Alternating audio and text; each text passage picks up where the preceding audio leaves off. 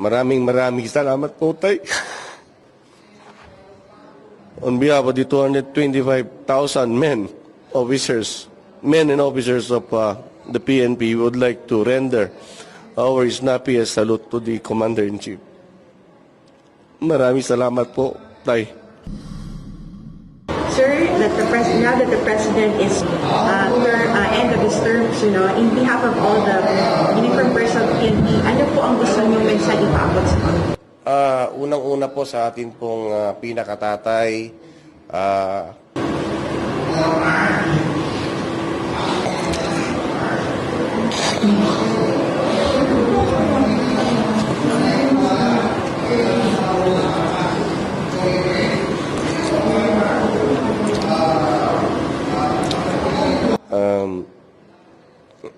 maraming salamat po, Tay.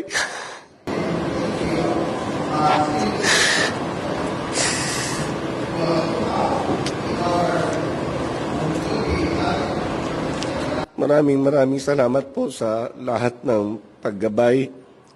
Hindi niyo po kami pinabayaan. Lalo na po sa akin. So, lahat po ng kabutihan po ninyo will never be forgotten. Asahan po ninyo ng inyong kapulisan ay mananatiling naririto